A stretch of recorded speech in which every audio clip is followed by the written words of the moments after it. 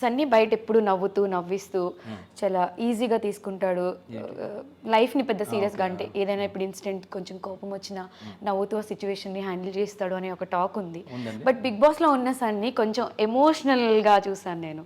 ఆ ఎమోషన్ కొన్ని సీన్స్లో అవ్వాల్సి వచ్చింది. ఇట్ వాస్ అంటే చెప్పండి బయట కూడా సన్నీ ఇప్పుడు కూడా అలా ఎమోషనల్ అవుతున్నాడా? ఓన్లీ బిగ్ బాస్ వరకేనా? ఎవరికి ఉండదు ఎమోషన్, మీకు ఉండదా? ఉంటుంది. ఎవడి లైఫ్లో పెయిన్ వాడికే తెలుస్తుంది. ఇవాళ నవ్వుతూ ఉన్నానంటే ఇట్స్ మై సెల్ఫ్ ట్యూనింగ్ అంటే నన్ను నేను అలా ట్యూన్ చేసుకున్నాను. ప్రాబ్లమ్స్ ఉంటాయి, నాకే కాదు అంబానీకి కూడా ఉంటాయి, ఎవరికైనా ఉంటాయి. అన్ని కోట్లు సంపాదించిన ఆయనకైనా అన్ని ప్రాబ్లంలు ఉంటాయి.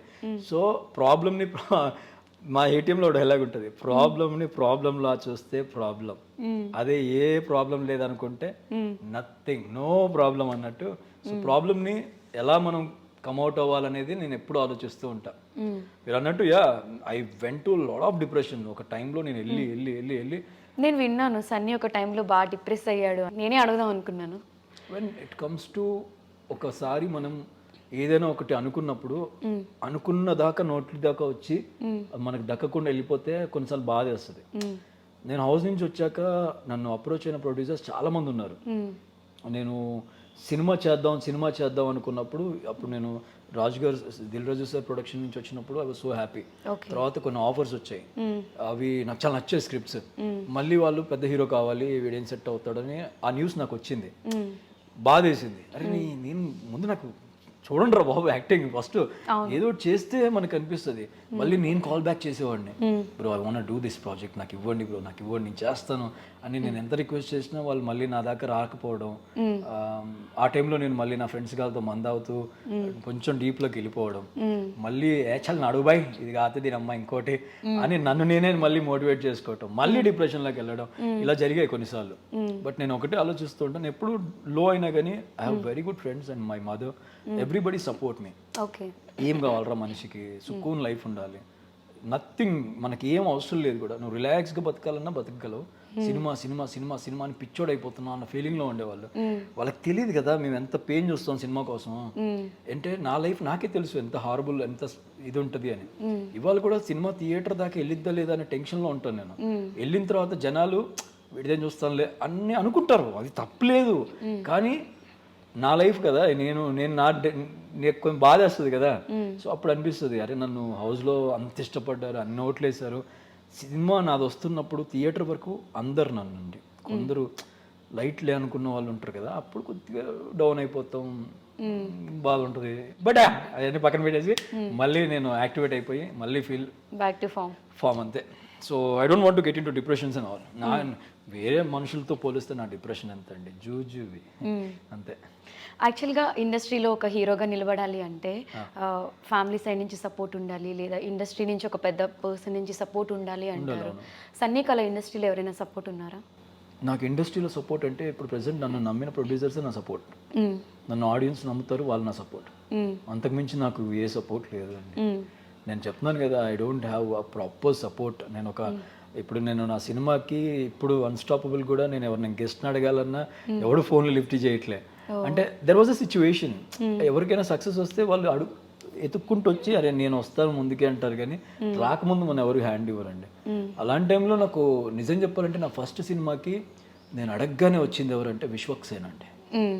టు బి ఫ్రాంక్, నేను అప్పుడే బిగ్ బాస్ అయిపోయింది, నేను హౌస్ నుంచి బయటకు వచ్చాను, అన్న నాది ఇట్లా జర సినిమా ఉంది, నాకు కొంచెం మీరు వస్తే బాగుంటుంది అంటే, చిల్ మచా, నువ్వు ఎప్పుడు డేట్ చెప్పు, ఖాళీ డేట్ చెప్పు నేను వచ్చేస్తా అంటాడు. అట్లాంటి తెలిసే మనుషులు కూడా ఉన్నారు.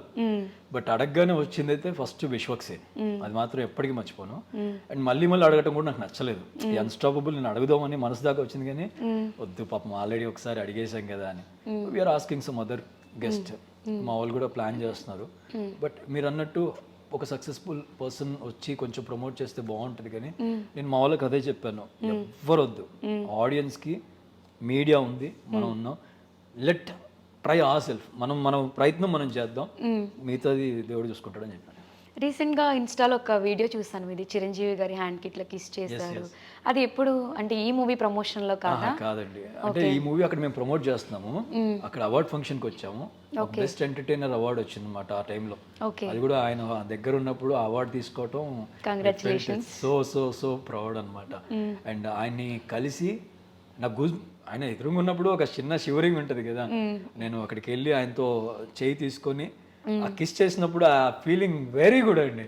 అది మాటల్లో చెప్పలేము, ఎందుకంటే ఆయన అంటే చాలా ఇష్టం. నేనే కాదు, కోట్ల మందికి ఇష్టం ఆయన. సో తన యాక్టింగ్ కానీ అండ్ పర్సనల్గా తన నేచర్ చాలా మంచిదండి. చిరంజీవి గారిని ఏ మనిషి హేట్ చేయలేడండి, అంత మంచి ఆయన. ఎందుకంటే ఆయనకి పెట్టే గుణం, 10 మందిని బాగా చూసుకునే గుణం కాబట్టి ఆయన ఎక్కడున్నా అలానే ఉంటారు.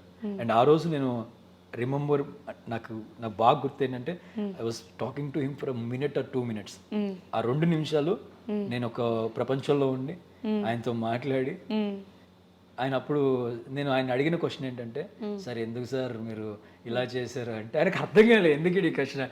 సార్ అన్ని ఫైనల్స్కి వచ్చారు సార్, మీరు ఫస్ట్ సీజన్లో ఫైనల్స్కి వచ్చారు, సెకండ్ సీజన్లో మీరు వచ్చారు, నా సీజన్కి స్పెషల్ గెస్ట్ ఎవరు వస్తారా అంటే మీరే వస్తారని నమ్మకంతో నేను సోఫాలో చిరంజీవి గారు వస్తారా అన్నట్టు ఇలా మంచి చిల్ అవుతుంటే, నాకు సార్ వచ్చినప్పుడు, సార్ చిరంజీవి గారు రాలేదా అని అడిగి, అప్పుడు యారా నేను వచ్చినందుకు నీకు హ్యాపీ లేదా?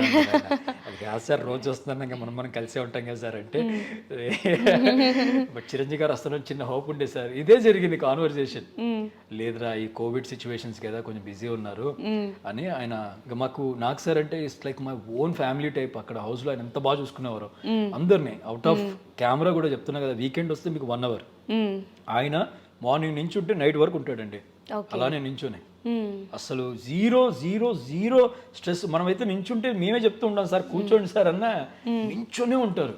సో ఆ రోజు చిరంజీవి గారు రాలేదని ఒక బాధ నేను డైరెక్ట్ గా చెప్పా, వ్యక్తం చేశా, సార్ రాలేదా సార్ అంటే, అయ్యో బాధ, నేను వచ్చిన ఆనందం 1% లేదు కదా. మీ ఫేవరెట్ హీరో చిరంజీవి గారా? అంటే నాకు నాని అంటే చాలా ఇష్టం ఫస్ట్ నుంచి. దాని ముందు వెంకటేష్ గారు అంటే ప్రాణం. అంటే నేను వెంకటేష్ గారు అంటే ఎందుకు ఇష్టం అంటే, ఇప్పటికీ ఛాలెంజ్ చేస్తా అండి, అన్ని జోనర్స్ లో ఒక ఆడియన్స్ ని ఎక్స్ప్రెషన్ ద్వారా అట్రాక్ట్ చేసే one and only artist Venkatesh గారు. ఆయన ఎమోషన్ కానివ్వండి, కామెడీ కానివ్వండి, సెంటిమెంట్ కానివ్వండి, ఆయన్ని బీట్ చేసే యాక్టర్ లేడు. నేను ఛాలెంజ్ చేస్తా. సో తర్వాత నాకు కొంచెం బాగా కనెక్ట్ అయింది. ఆ తర్వాత నేను అలవాటు అయింది. అండ్ ఒక కష్టంతో పైకి వచ్చినటువంటి వ్యక్తి నాని. సో తను నేను కల్లారా చూశాను. తను ఫ్రెండ్స్ తో కలిసేటప్పుడు, అప్పటికి అష్టాచెమ్మ సినిమా రిలీజ్ కూడా అవ్వలా. నేను అప్పుడు యాక్టింగ్ ట్రై చేస్తూనే ఉన్నా. అష్టాచెమ్మ అవ్వలే. నాకు తెలిసిన ఫ్రెండ్ అతన్ని కలవడానికి నాని గారు వచ్చేవారు మా ఇంటికి కొంచెం దూరంలోనే. వాళ్ళిద్దరు ఫ్రెండ్స్ మాట్లాడుకున్నప్పుడు, మావాడు సినిమా హీరో అవుతాడరా చూడు అన్నప్పుడు, అప్పటి నుంచి తెలుసు నాకు. అప్పటి నుంచి ఆయన సక్సెస్ అవ్వాలని కోరుకునేవాడిని. సో ఇవాళ నేను ఇంకా హ్యాపీ ఆయన విషయంలో. సో యా, ఫేవరెట్ అంటే నాకు చాలా మంది ఉన్నారు, but whom I like most అంటే వెంకటేష్ గారు, చిరంజీవి గారు. అండ్ మనం కొంతమంది డ్రీమ్ పీపుల్ ని మీట్ అవ్వాలనుకుంటాం, అందులో పవన్ కళ్యాణ్ గారు ఉంటారు. ఇంకా అవ్వలే, అయితే డెఫినెట్ గా అవుతారులేండి.